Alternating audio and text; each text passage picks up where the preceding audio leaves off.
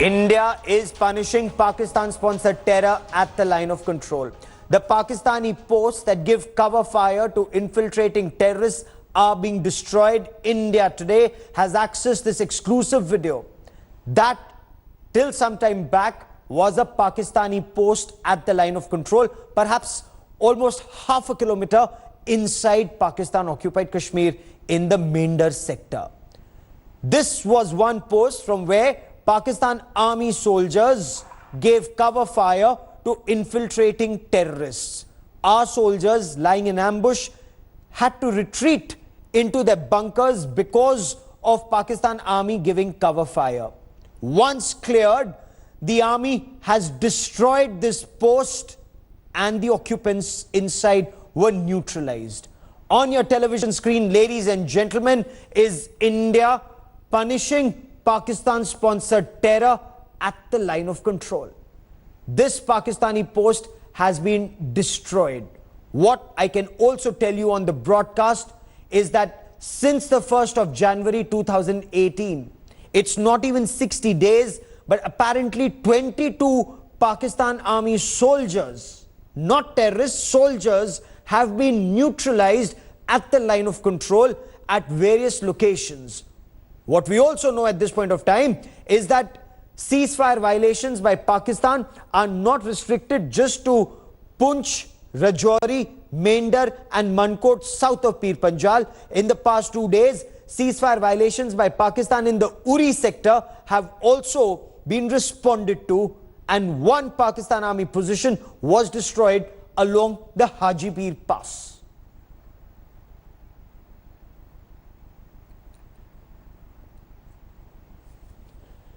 There is a bigger message that India is giving Pakistan. There will be costs for Pakistan and prohibitive costs, because destruction of posts and permanent defenses mean that Pakistan's security, Pakistan's defenses are weakened as much at the line of control. So prohibitive costs are gradually being imposed on Pakistan. I want to cut across to India Today's editor defense, Shudhi Ranjan Sen, for more on this story. Shudhi, bring us details. Where was this post destroyed? What are the ramifications?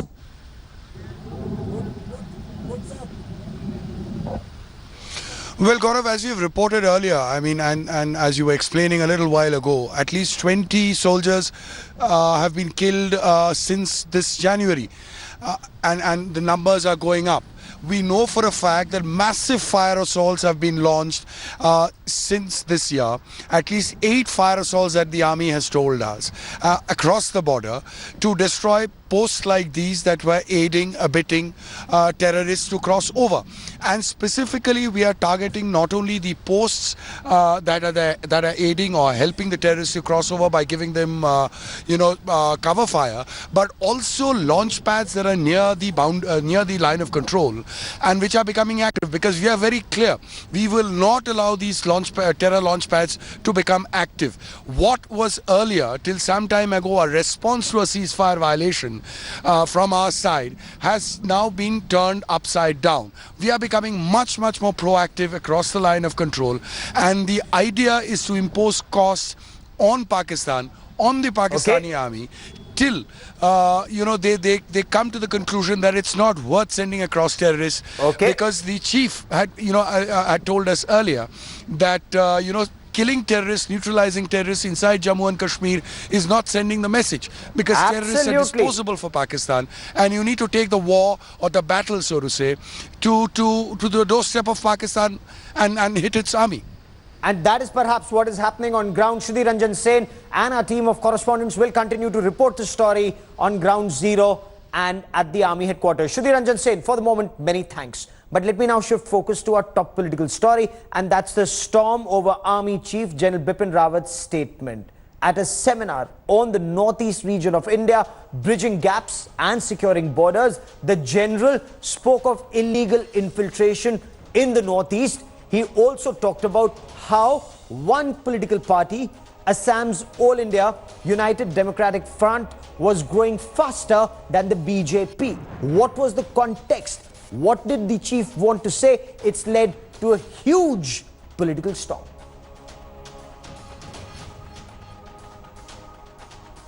There is a party called AIUDF. If you look at, they have grown in a faster time frame than with the BJP grew over the years. When we talk of, the Jansangh with 2 members of parliament and where they have reached, the AIUDF is moving at a faster pace in the state of Assam. उसका आपका post का क्यों बदनाम कर रहा है? आपको जो पावर दिया है इंडियन गवर्नमेंट ने, इंडियन कॉन्स्टिट्यूशन ने, वो संभालिए. आपका जो काम दे वो संभालिए. इसको हट कर आके आप ये नहीं करना. आपको ये इतना बड़ा पोस्ट शोभा नहीं देती. जनरल रावत साहब ने जो बयान दिया, हमको लगता है कि उनको कुछ इंफॉर्मेशन, मिस इन्फॉर्मेशन या मिसगाइड किया गया. वो हमारे सेना के वो जो है लीडर हैं, हमको उनके ऊपर आस्था है. वो हमारे बड़े हैं, पूरे देश की सुरक्षा करना उनका काम है. हमारी पार्टी के बारे में लोग उड़ाते हैं कि ये मुस्लिम की पार्टी है. नंबर 1 ये बिल्कुल झूठ है, ये बिल्कुल गलत है. हम लोग इसको रद्द करते हैं. Former Chief of the Army Staff, General Bikram Singh, I asked him whether General Bipin Rawat spoke out of line or was he speaking in national interest. Let's listen in.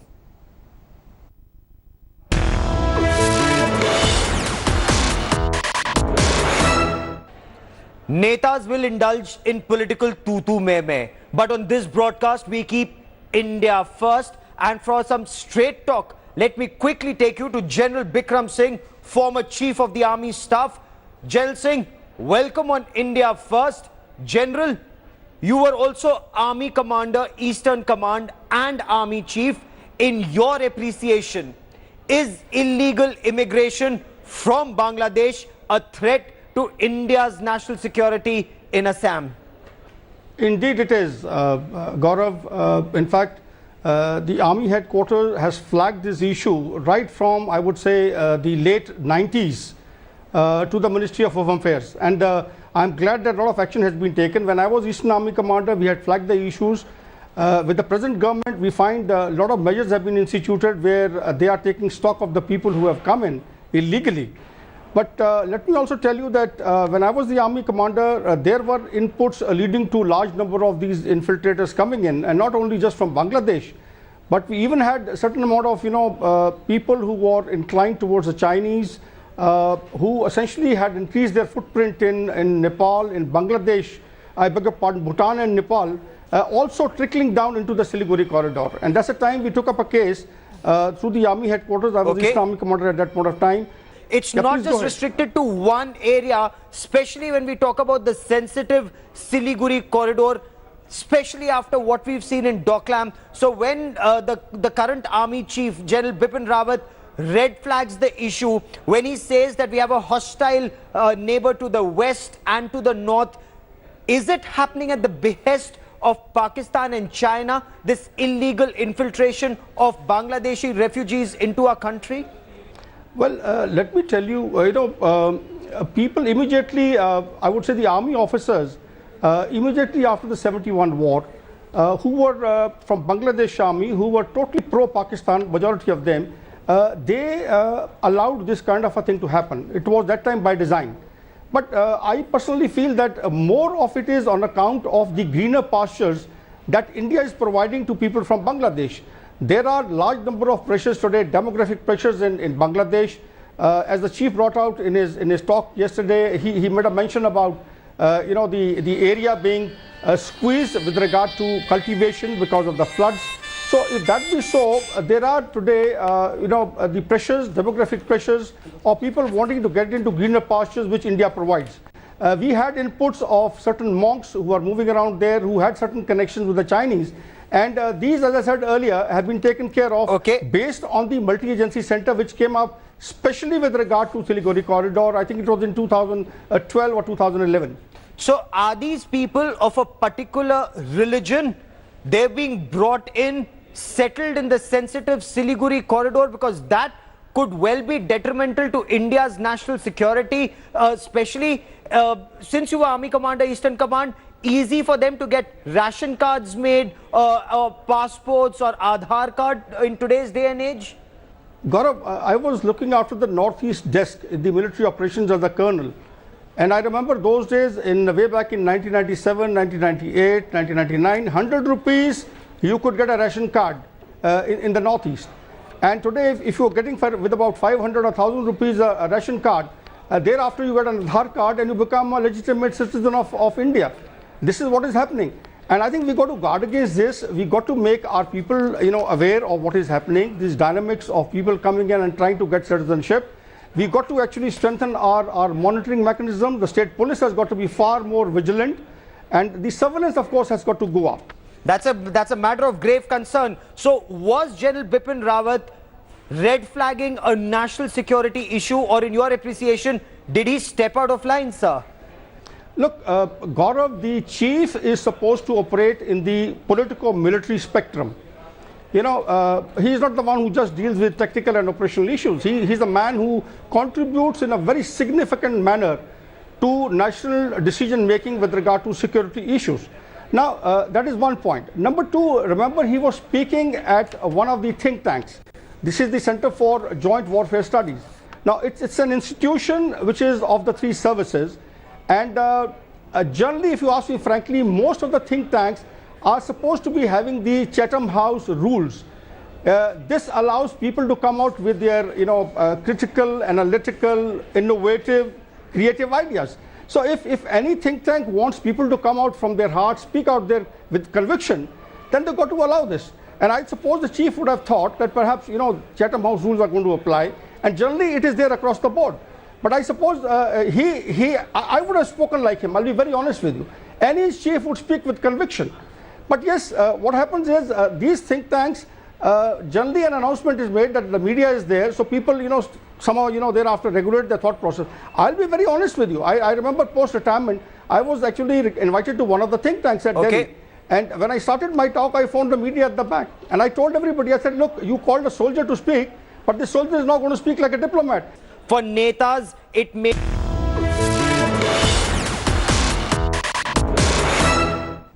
Fawad Halim is the leader of the CPM. He joins me on the broadcast. Also with me is Nitin Gokhale, who's a national security expert, author, someone who understands the Northeast well. But Fawad Halim, where is the problem in what the army chief said if he's red flagging a national security issue, sir?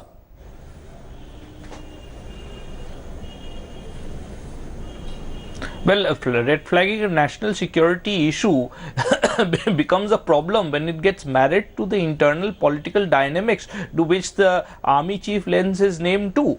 Now, you see, one has to be very clear. I think so factually the army chief was incorrect when he says that the AIDUF has emerged significantly when compared to the Bharatiya Janata Party. Because if you look at the last elections, it's the Bharatiya Janata Party which has actually increased its strength. The front has increased its strength by 60 seats and the AIDUF has lost 5 seats. So I think the army chief is factually incorrect, which is unfortunate because the when the army chief made the statement, let me get him to respond. So let's take this one by one. Let's take this point by point. Nitin, your response. Is the army chief factually incorrect? Point one. And point two, was he making a political statement, Nitin?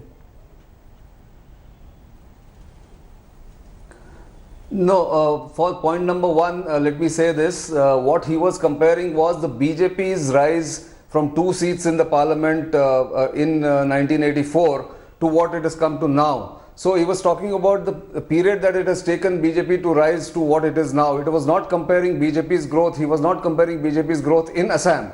He was comparing BJP's growth nationally and AIUDF's growth in Assam from 2005 or in October 2005 when it was formed till now. So it's factually he is not incorrect. He was talking about that they have grown much faster than the BJP itself in this 33 years. So 35 years, I would say, from 1984 to now, almost 34 years. So that's point number one. Point number two, the army chief operates at the highest level of politico-military spectrum. He is somebody who gives inputs to the government. He is concerned about the security situation, and you should look at the entire speech. I was there at the seminar. I was in fact presiding over one of the sessions earlier, and the second session was about the vulnerabilities of the security corridor. And in that context, he was talking about the pressure on land in Bangladesh and the consequent illegal migration that takes place and the demographic inversion That has happened in Assam over the years. I stayed in Assam for 23 years and I have seen the complete change of demography in at least 9 Assam districts bordering Bangladesh. Respond to that, and, Fawad the Halim. kind of changes Respond to that that. have, brought in Why would there because netas of in our illegal- country not keep India first? There is a grave national security issue. There's a grave national security threat that the army chief is talking about. Why would we indulge in politics ignoring the principal subject that he's talking about, sir?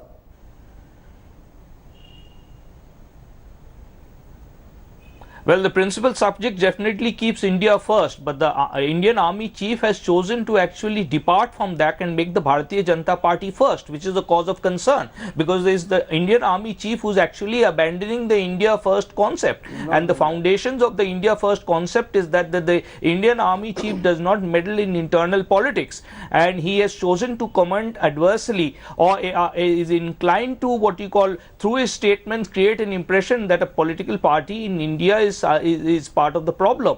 Now that's unfortunate, and I think so this is a serious departure from all our previous army chiefs that we've known. And I think so this is the first time that the Indian Army Chief has come out and spoken you've against a political defense party for or mentioned decades. and meddled in internal politics. So there's this seminal departure. I think so it's just Sir, a you've made that continuation point. Let me of get what the Nitin to Bharatiya respond Janata to that, Party because wants to Nitin do. not That's only polarize the Indian covers society, national and security, but Indian Army he's also Chief to do lived that. in Assam for close to quarter of a century, 23 years, Nitin. So is the army chief indulging in party politics and not keeping India first, as Fawad Halim and several allege?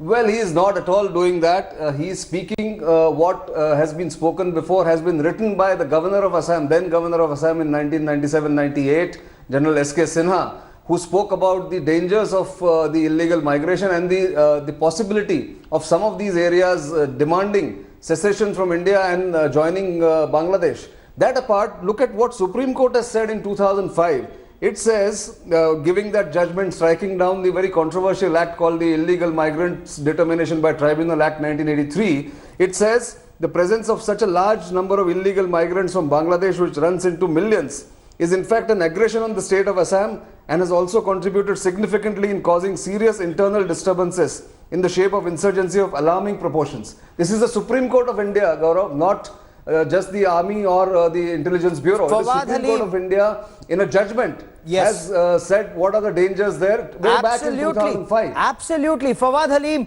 why would the CPM, for example, or other political parties not talk about the threat that illegal Bangladeshi immigration causes, the demographic profile of Assam that's changing, of Tripura that's changed, of Sikkim that's changed, and indulge perhaps, in a statement that the chief said? You're not looking at the statement of the chief in entirety, Fawad Halim. No, absolutely. They spoke about You see, the aggression. concerns that are coming across from our defense specialists, especially the members of the Indian Army, have to be taken into a contention, and they need to be addressed seriously. The problem arises when the people who are actually tasked with addressing the core questions of our national security choose to indulge in politics. That's where the problem starts from. Where is And the he present indulging in Army Chief politics? has That's the clearly point that Nitin indicated Gokhale that is he's asking. inclined to indulge in political comments. No, let's be very clear. If you look at this, if you look at the Supreme Court, I am telling you that General Bipin Rawat chooses to name two political parties. He chooses to name Bharatiya Janata Party favorably, and he chooses to mention another political party which he mentions unfavorably. That is politics. That's a choice that the Indian Army Chief has actually vented today to the people of India. This is the first time on Indian soil we've got an Indian Army Chief venting himself favorably for one political party and unfavorably for another political party. Now that's the core question. The Indian Army Chief should be away from this sort of commenting. He should be keeping himself absolutely away from this sort of thing. Let the issues be discussed. Those issues need to be discussed concretely. That's the issue that we are trying to discuss here, because I also want to, and I read through General S.K. Sinha's report for the benefit. Okay, Nitin, go on. Grown faster. And Fawad Halim, and for all viewers of India First, General S.K. Sinha has paid a compliment that they have grown faster than the BJP. He did not say anything about Bangladeshis or depending on Bangladeshi voters, nothing of the kind. He also said and you must look at the full speech. He says that Muslims have been part of Assam from 1218. Yes. They came concurrently to Assam along with the Ahoms. So it's not as if they are late arrivals. Absolutely. You please look at the full speech. No, don't take remarks out of context. And you know, to all our netas, I've gone through the full speech. please learn to keep India first. It is very essential, especially when there is a grave threat to the country's national security. There are external forces that are out to divide this country. Let internal forces not help them overtly, covertly, or even inadvertently. To both my guests, many thanks for joining me on this India First special. We will continue to track developments on this story and of course India punishing Pakistan at the line of control and the manner in which that punishment is being meted out. We'll get you more videos. A quick break. News and updates continue on India Today. Stay with us. Thanks for watching the video. For more such news and updates, please like, share and subscribe to India Today. Also check out our other great videos from our channel. We know you will love to.